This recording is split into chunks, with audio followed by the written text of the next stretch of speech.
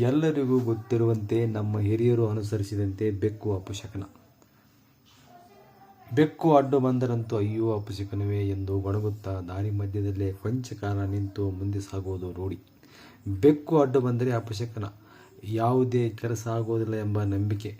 ತೀರಾ ನಂಬಿಕಸ್ಥ ಕೆಲವರು ಬೆಕ್ಕು ಅಡ್ಡು ಬಂದರಂತೂ ಶುಭ ಕಾರ್ಯವನ್ನು ವಿಳಂಬ ಮಾಡುತ್ತಾರೆ. ಅದು ಮೂಢನಂಬಿಕೆಯೂ ಇರಬಹುದು, ಆದರೆ ಇದು ಇಲ್ಲಿವರೆಗೂ ನಂಬಿಕೆಯಾಗಿಯೇ ಮುಂದುವರೆದಿದೆ. ಮುಂದೆಯೂ ಈ ನಂಬಿಕೆ ಮುಂದುವರಿಯಬಹುದು. ಆದರೆ ಮಂಡ್ಯ ಜಿಲ್ಲೆಯ ಗ್ರಾಮವೊಂದರಲ್ಲಿ ಬೆಕ್ಕನ್ನು ಪೂಜಿಸುತ್ತಾರೆ. ಬೆಕ್ಕಿನ ದೇವಾಲಯವನ್ನು ನಿರ್ಮಿಸುವುದರೊಂದಿಗೆ ಪೂಜೆ ಕೈಂಕರ್ಯಗಳನ್ನು ನಡೆಸುತ್ತಿರುವುದು ವಿಶೇಷ.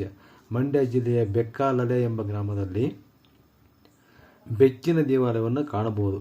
ಇಲ್ಲಿ ಬೆಕ್ಕನ್ನು ಮಂಗಮ್ಮನ ದೇವಿಯ ರೂಪದಲ್ಲಿ ಪೂಜಿಸಲಾಗುತ್ತದೆ.